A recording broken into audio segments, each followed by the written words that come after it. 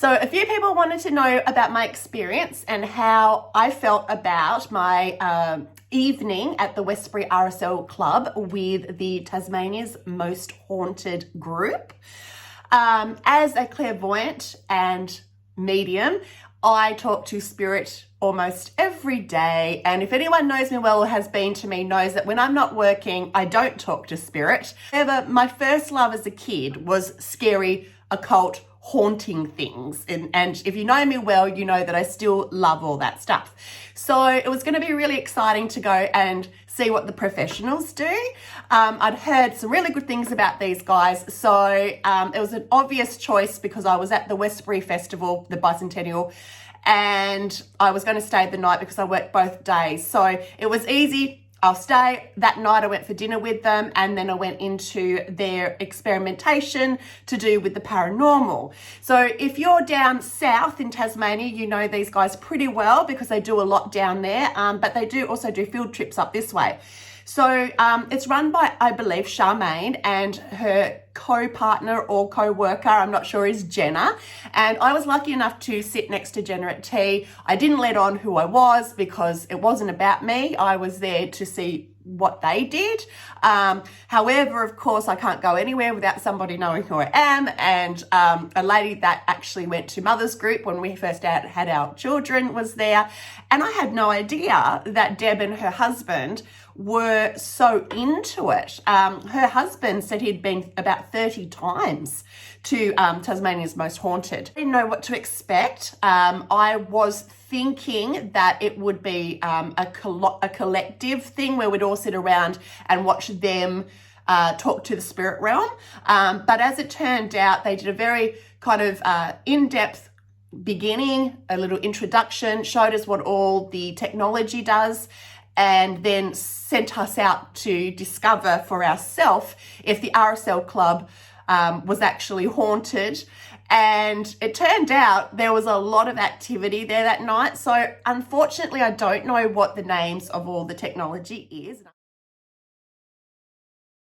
Because if anyone's ever used Spirit Machine, I have no idea what they're saying. Like, they also had all the other ones that flash, if, for answers. But they also had this really cool one that was a line of lights, and if there was particularly any residual spirit, that this energy that would move back and forth, like almost like in a routine, it would flash as it went by, and we had a lot of that activity. So I'd actually gone to the RSL Club an hour too early. I think he was the publican, took me, he goes, just come out to the kitchen. I found out from him that RSL Club was actually the barracks, a military barracks, back in the 18th century. And there was military there as well as the bad guys, and that where we were having our dinner would have been their exercise area or outside area. Should have been just residual energy there regardless, because residual energy is so potent. It's not that the spirit is technically there, it's just that their behavior has stayed there. So if there's someone who's walking, could have been someone who was guarding, that energy can stay. Was expecting just external information about the spirits that were there. But what I found was some of the stuff coming up was quite personal to me. And that freaked me out a little bit because I wasn't there to be about me. But it called me a witch. And I thought, well, I suppose maybe it's a coincidence. I'm very proud as a witch. Everyone knows me as a witch. And I thought, well, that's a bit freaky. But then it started talking about the name that I call my car, the nickname for my daughter. It started to say things like that it was evil and that it was a poltergeist and all this stuff. And I thought, well, maybe it's just fucking with me, right? I just thought, well, of course it could be just fucking with me. And, and so I didn't take it too seriously. But then I started to get some unusual names. I thought, oh, here we go. And I said, oh, how many spirits are here tonight? And it said 9, which is really interesting because another woman who was up the other end later confirmed that she said they told her there was 9 there as well. But there was also a lady called Ida coming in, and because I don't know the history of the town, just dismissed Ida. But as it turns out, she came into the later session because there was 3 sessions that night. It was a big night for the girls. And Ida had been a very well-known resident of Westbury. So they had a good old chat with Ida, and I'm really glad they did because I missed the opportunity to do that. There was a guy called Sam who came in, and I kind of felt like he wanted to walk me somewhere. So he kept writing cellar. And I went up to the bar person and I said, look, is there a cellar here? Where do you keep the grog? She must have felt quite secure that I wasn't going to steal any of the grog, and she left me to it. And so I continued down this hallway where the alcohol was until I turned and ended up in a dead end. But at the dead end was a fridge. Sam, what do I do now? Like, what are we doing here? Because we're at a dead end and I'm not quite sure what we're doing. So as I turned to leave, it went turn back. And I was like, God, like it's telling me what to do. So I turned back and I was like, I said, are you an alcoholic or something? And it said drunk like this. So I thought, oh, he just wants to let me know he's probably a big drinker. The evening went quite fast. I think it was about an hour and a half of the investigation, and people were having a really good time with it. Because one of the questions people asked me is, how, as a clairvoyant, did I find the experience? It's fun. I think it was so good for everybody. Like everyone really, really enjoyed it. For me, I'm much more the classic mediumshipness, if that's even a word, where I'd like to have sat by myself in that area. I would have liked to have had my book and my pen and paper, and I would have liked to have communicated that way. However, as anyone knows, I'm always about cleansing and keeping people safe and making sure people don't have attachments with them. So I've got a lot of things that I do to make sure that my space is always cleansed, that I don't have any dark forces come in. I'm very strict about which spirits can come into my red room. Visitors come along with the clients. They're allowed in, they're family members, they're there for a chat, then they exit. I've lived in very haunted homes over the years where there has been poltergeist activity and just naughtiness, just naughty ghosts where they don't have any respect and they don't have any boundaries. So for me, it was kind of an eye-opener that, could we bring people into these situations? It's all right for me to put myself into situations because I've got some experience with it, but I'm always really cautious about everybody else coming into it. And I've had a few really interesting ideas over the years, and one I just spoke with my sister about a few months ago, and she was quite alarmed when I told her I'd like to do this, and she kind of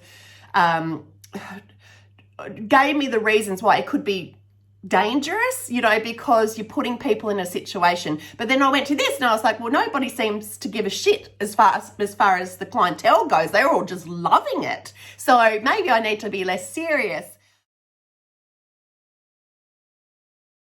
I left about 9 o'clock and I headed home to my beautiful accommodation. So I've spoken to the lady that owns this accommodation, and I'm going to keep this accommodation anonymous, because I don't want people thinking that her beautiful space is haunted. I think what's happened is that it's something attached to me, and that I also had maybe an overactive imagination. So I went home and I thought to myself, I'm feeling a bit spooked actually, and I don't easily get spooked. Very old and also filled with antiques and very tiny. And I just felt like I was walking back into the 18th century. But I thought, I want to come back here and actually be a clairvoyant and medium so that I can get a feel of this place and see if there's anyone that's lived. As you guys know, I go and travel a lot, and I've got into lots of haunted places, and they are very well behaved. I know they're there. They leave me alone. I have a good night's sleep. Girls that run the Tasmania's Most Haunted were actually staying beside my place, and I knew that they were finishing up about 12 o'clock, and so I must have gone to sleep fairly quickly, woke up, heard them come home. And I thought, and in my mind, I thought, it might be 12:30, 1 o'clock, oh well, and I'll go back to sleep. That's when hell broke loose, from about 12 o'clock onwards.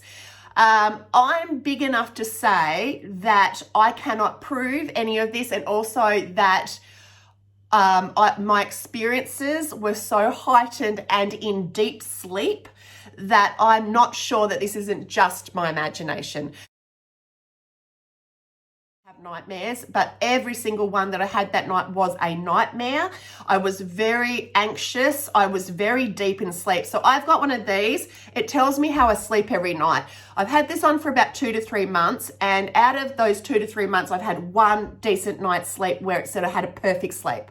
And that was about a month ago. Generally, I do a lot of REM, I dream a lot, and I have a lot of shallow sleep, and then just about 13 to 20 minutes a night of deep sleep.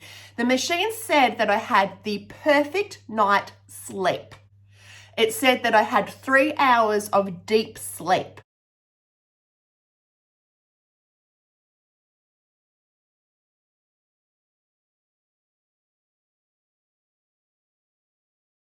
Which is very unusual for me.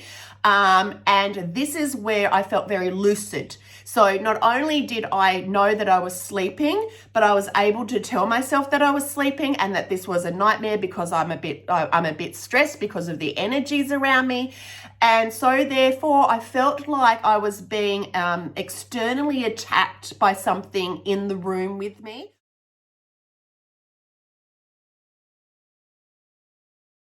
Try to wake myself, and I'd be like this, and that looks scary enough.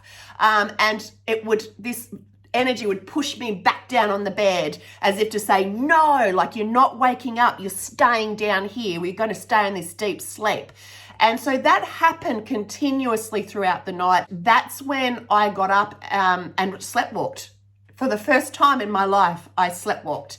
So I went out, the bedroom is next to the lounge room. And so I went out, and I remember in my dream saying, you're sleepwalking, Joe. You don't sleepwalk. What are you doing? You need to go back to bed now.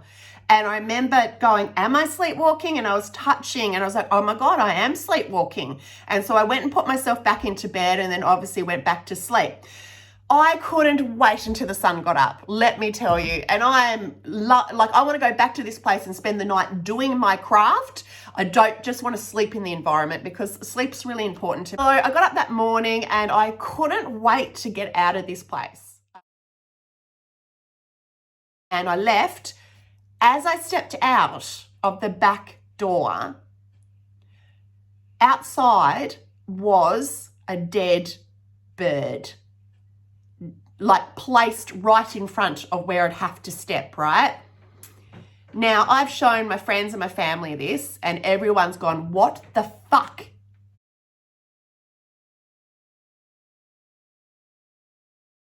I first thought it might have been a frog, and then I thought, no, it's got to be a bird, but it's been skinned.